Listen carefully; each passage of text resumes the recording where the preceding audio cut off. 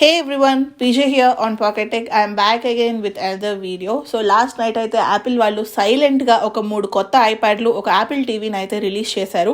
అసలు వాటి యొక్క స్పెసిఫికేషన్స్ ఏమేమి ఉన్నాయి, కొత్తగా ఏమైనా అప్డేట్స్ వచ్చాయా లేదా, వాటి యొక్క ప్రైస్ ఇన్ఫర్మేషన్ ఏంటి, ఎప్పటి నుంచి అవైలబిలిటీ ఉన్నాయి అనేది ఇన్ డీటెయిల్గా ఈ వీడియోలో చూద్దాం. So let's get started.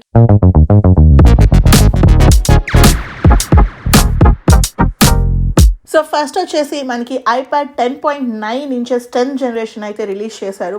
జనరల్గా మనకి ఐప్యాడ్ వచ్చేసి 10.2 ఇంచెస్ ఉంది ప్రీవియస్ వర్షన్ వరకు. బట్ ఈ వర్షన్లో మనకి ఐప్యాడ్ సైజ్ ఇంక్రీజ్ చేశారనమాట. 10.9 ఇంచెస్, మనకి స్క్రీన్ సైజ్ కూడా 10.9 ఇంచెస్ ఉంటుంది. ఎందుకు 10.9 ఇంచెస్ ఉంది అంటే ప్రీవియస్ 10.2 వర్షన్లో చూసుకుంటే మనకి ఇక్కడ front side lock or unlock button, home screen button ఉండేది. ఇప్పుడు మనకి ఆ బటన్ వచ్చేసి టాప్ సైడ్ తీసుకొస్తున్నారనమాట. అండ్ దట్ టు మనకి లాక్ ఆర్ అన్లాక్ బటన్లోనే టచ్ ఐడి కూడా ఉంటుంది. అండ్ మనం చూడగానే అబ్జర్వ్ చేసే ఇంకొక డిఫరెన్స్ ఏంటి అంటే ఐప్యాడ్స్లో ఇప్పటి వరకు మనం కెమెరాని టాప్లోనే చూసాం కదా. ఫ్రమ్ 10.9 వర్షన్ నుంచి మనకి ఈ కెమెరా వచ్చేసి ఇక్కడ సైడ్కి వస్తుంది. ఇక్కడ సైడ్కి మూవ్ చేయడం వల్ల మనకి ఈజ్ ఆఫ్ యూజ్ ఉంటుంది. అండ్ అలానే ఈ బెజల్ సైజెస్ కూడా రెడ్యూస్ చేసేసారు, చాలా థిన్గా అయితే ఉండబోతుంది. అండ్ మనకి ఐప్యాడ్ వెయిట్ వచ్చేసి అరౌండ్ 477 గ్రామ్స్ ఉంది. అండ్ ఇంకొక మేజర్ ఇంప్రూవ్మెంట్ ఏం చేశారు అంటే ప్రీవియస్ వరకు మనకి లైట్నింగ్ పోర్ట్ ఉండేది, బట్ దాన్ని USB-Cతో అయితే మనకి చేంజ్ చేసేసారు. బట్ దీంట్లో ఉన్న బ్యాడ్ థింగ్ ఏంటి అంటే మనకి ఐప్యాడ్లో only first generation of Apple pencil మాత్రమే వర్క్ అవుతుంది.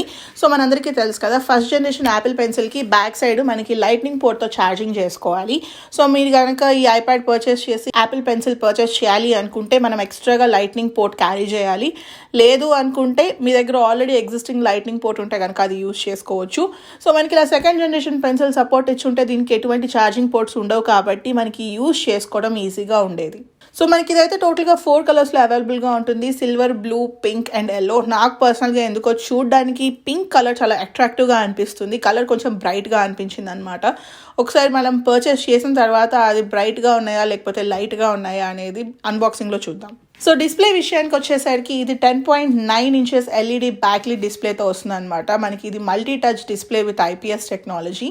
అండ్ ఇది వచ్చేసి లిక్విడ్ రెటినా డిస్ప్లేని అయితే యూజ్ చేస్తున్నారు. రెజల్యూషన్ వచ్చేసి 2360x1640 పిక్సెల్స్తో ఉంటుంది.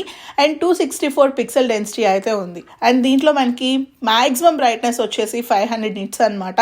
సో ఇప్పటి వరకు మనం ఒక ఫోన్లో 2000 నిట్ బ్రైట్నెస్లు, 1600 నిట్స్, 12000 నిట్స్ ఇంత బ్రైట్నెస్లు చూసిన తర్వాత ఒక 500 నిట్స్ అంటే డిస్ప్లే కొంచెం డల్గానే ఉంటుంది. సో చిప్సెట్ విషయానికి వచ్చేసరికి దీంట్లో A14 బయానిక్ చిప్సెట్ని అయితే యూజ్ చేస్తున్నారు. అంటే మనకి ఆల్రెడీ 2 years బ్యాక్ యూజ్ చేసామన్నమాట. ప్రస్తుతానికి A16 బయానిక్ చిప్సెట్ యూజ్ చేస్తున్నాము. ఇది మనకి జస్ట్ ఒక నార్మల్ ఐప్యాడ్ కాబట్టి దీంట్లో మనకి ఓన్లీ A14 బయానిక్ చిప్సెట్నే యూజ్ చేస్తున్నారు. అండ్ కెమెరాస్ విషయానికి వచ్చేసరికి బ్యాక్ సైడ్ చూసుకుంటే 12 మెగాపిక్సెల్ వైడ్ యాంగిల్ కెమెరా ఉంటుంది. ఫ్రంట్ ఫేసింగ్ కెమెరా వచ్చేసి మనకి 12 megapixels ultra wide angle camera అనమాట. దీంట్లో మనకి 120 degrees ఫీల్డ్ వ్యూ ఉంటుంది. సో బేసిక్గా మనం ఐప్యాడ్లో బ్యాక్ కెమెరా ఎక్కువ యూజ్ చేయము, ఓన్లీ ఫ్రంట్ ఫేసింగ్ కెమెరానే ఎక్కువ ఫేస్ టైమ్ వీడియోస్కి, లేదు అంటే ఇప్పుడు ఆన్లైన్ క్లాసెస్ కాబట్టి ఆన్లైన్ క్లాసెస్కి, వెబ్ఎక్స్కి ఇవి యూజ్ చేస్తున్నాము. సో మనకి దీంట్లో సెంటర్ స్టేజ్ ఫీచర్ కూడా వర్క్ అవుతుంది. సో రెండిట్లోనూ మనం ఫ్రంట్ ఫేసింగ్ అయినా లేకపోతే బ్యాక్ కెమెరా యూజ్ చేసుకొని 1080p వీడియోస్ అయితే మనం రికార్డ్ చేసుకోవచ్చు. అండ్ బ్లూటూత్ అండ్ కనెక్టివిటీ విషయానికి వచ్చేసరికి దీంట్లో Wi-Fi 6 అవైలబుల్గా ఉంటుంది అలాంగ్ విత్ బ్లూటూత్ 5.2. అండ్ మనం కనుక సెల్యులార్ వర్షన్ పర్చేస్ చేసుకుంటే మనకి దీంట్లో 5G సపోర్ట్ ఉంటుంది. సో మనకి బేస్ వేరియంట్ ఐప్యాడ్ వచ్చేసి 64 GB దగ్గర స్టార్ట్ అవుతుంది. అండ్ మనకి ప్రైస్ వచ్చేసి 45,000 రూపీస్ దగ్గర అయితే మనకి అవైలబుల్గా ఉంటుంది. మనకి పర్చేస్ చేయాలి అనుకుంటే apple.in-లో అయితే అవైలబుల్గా ఉన్నాయి. Next coming to the iPad pro. మనకు తెలిసిందే ఐప్యాడ్ ప్రోలో 2 మోడల్స్ అవైలబుల్గా ఉంటాయి: iPad 11 inches and iPad 12.9 inches. రెండు చూడడానికి సిమిలర్గా ఉంటాయి, కాకపోతే హైట్ డిఫరెన్స్ అనమాట. మనకి ఇది 11 ఇంచెస్ 12.9 ఇంచెస్ కాబట్టి ఈ డిఫరెన్స్ ఉంటుంది. బట్ చూడడానికి పోర్ట్స్ కానీ కెమెరాస్ కానీ ఆల్మోస్ట్ సిమిలర్గా ఉంటాయి. అండ్ దీంట్లో మనకి 2 కలర్స్లో అవైలబుల్గా ఉంటాయి: silver and space grey. Previous వర్షన్తో కంపేర్ చేసుకుంటే మనకి కొత్తగా వచ్చిన ఐప్యాడ్ ప్రోస్లో అయితే చూడడానికి 2 ఐడెంటికల్గా ఉంటాయన్నమాట. పోర్ట్స్ కానీ, కెమెరా మాడ్యూల్ కానీ, డిస్ప్లే కానీ, మనకి స్పీకర్ గ్రిల్స్ పొజిషన్ కానీ యాజ్ ఇట్ ఈస్గా ఉంటాయి. పక్క పక్కన పెడితే కొత్తది ఏది, ఓల్డ్ ఐప్యాడ్ ప్రో ఏది అనేది మనం డిఫరెన్స్ అయితే చెప్పలేము. కనెక్టివిటీ అండ్ బ్లూటూత్ విషయానికి వచ్చేసరికి మనకి దీంట్లో వైఫై 6E సపోర్ట్ ఉంటుంది అండ్ అలానే బ్లూటూత్ 5.3 సపోర్ట్తో ఉందన్నమాట. మనకి దీంట్లో సెల్యులార్ అండ్ జీపీఎస్ వర్షన్ అవైలబుల్గా ఉంటాయి కదా. సెల్యులార్ వర్షన్ పర్చేస్ చేసుకుంటే మనకి 5G సపోర్ట్ అయితే అవైలబుల్గా ఉంది. అండ్ మనకి రెండు ఐప్యాడ్ ప్రో మోడల్స్ అయితే USB-C సపోర్ట్తోనే వస్తాయి. రెండింటికి మనకి థండర్బోల్ట్ 4 సపోర్ట్ అయితే ఉంటుంది.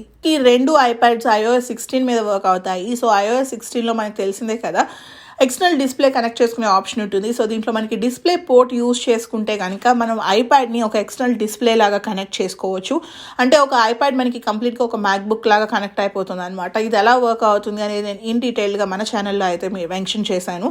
ఆ వీడియో లింక్ అయితే నేను కింద డిస్క్రిప్షన్లో ఇస్తాను, చెక్ చేయండి. సో డిస్ప్లే విషయానికి వచ్చేసరికి మనకి 11 ఇంచెస్ ఐప్యాడ్ వచ్చేసి LED బ్యాక్లైట్ డిస్ప్లేతో వస్తుంది అనమాట.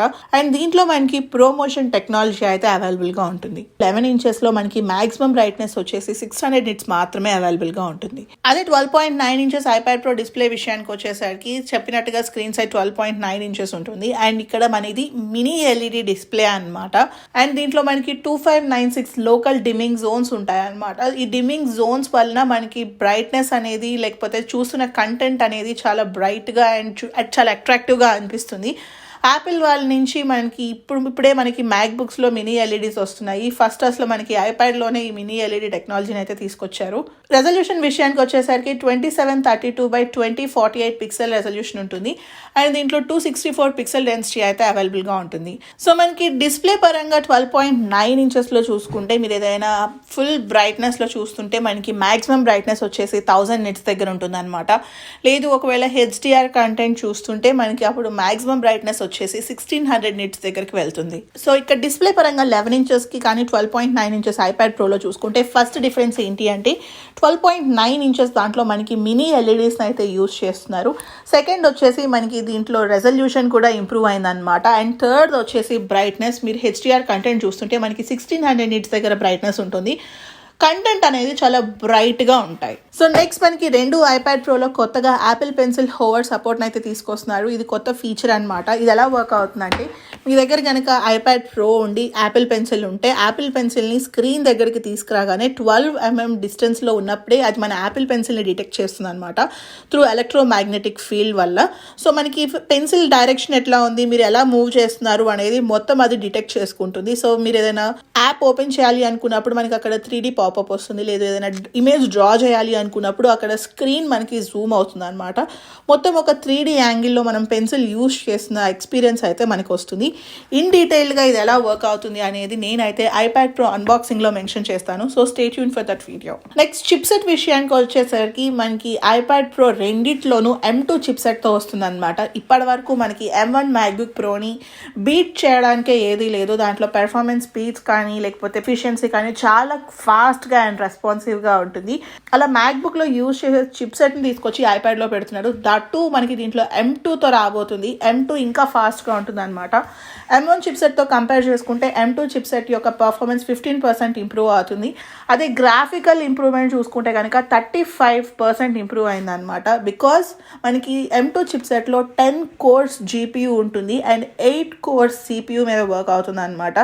ఈ 8 కోర్స్లో కూడా 4 ఎఫిషియన్సీ అండ్ 4 పెర్ఫార్మెన్స్ కోర్స్తో వర్క్ అవుతాయి. అండ్ కొత్తగా మనకి 100 GB/s మెమరీ బ్యాండ్విడ్త్ని కూడా తీసుకొస్తున్నారు. మనం కనుక 128 or 250 512 GB ఐప్యాడ్ ప్రో చూస్ చేసుకుంటే 8 GB ర్యామ్తో వస్తుంది.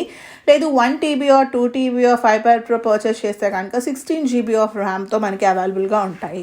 సో మనకి తెలిసిందే కదా, ప్రో మోడల్ ఐప్యాడ్స్లో బ్యాక్ సైడ్ చూసుకుంటే 2 cameras along with LiDAR sensor అవైలబుల్గా ఉంటాయి.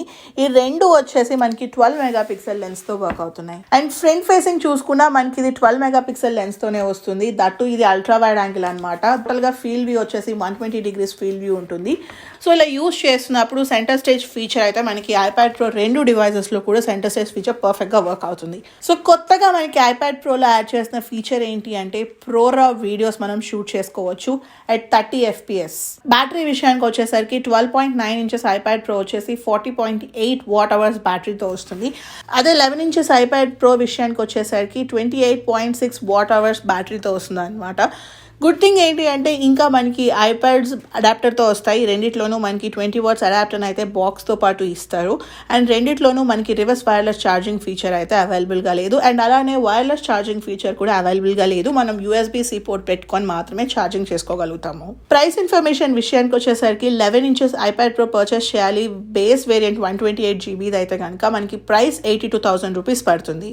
అదే 12.9 ఇంచెస్ ఐప్యాడ్ ప్రో పర్చేస్ చేయాలి. Base variant with 128GB storage option అనుకుంటే కనుక దీని ప్రైస్ మనకి 1,13,000 రూపీస్ అయితే పడుతుంది. నెక్స్ట్ మనకి ఐప్యాడ్స్తో పాటుగా యాపిల్ టీవీని కూడా రిలీజ్ చేశారు. యాపిల్ టీవీ 4K 2022 అనమాట. సో ప్రీవియస్ జనరేషన్ యాపిల్ టీవీతో కంపేర్ చేసుకుంటే పెద్ద న్యూ అప్డేట్స్ ఏం కనిపించలేదు ఎక్సెప్ట్ చిప్సెట్. మనకి కొత్తగా వస్తున్న యాపిల్ టీవీ 4Kలో అయితే కనుక A15 బ్యానిక్ చిప్సెట్ని అయితే యూజ్ చేస్తున్నారు. సో మీ దగ్గర కనుక ఆల్రెడీ ప్రీవియస్గా ఉన్న 4K యాపిల్ టీవీ ఉంటే బెటర్, మనం అదే యూజ్ చేసుకోవచ్చు. ఇంకొక 2 to 3 years వరకు దానికి ఎటువంటి డోకా ఉండదు. అసలు లేదు కొత్తగా పర్చేస్ చేయాలి యాపిల్ టీవీ అనుకుంటే కనుక అలాంటి సిచ్యువేషన్స్లో కొత్తది పర్చేస్ చేసుకోవచ్చు.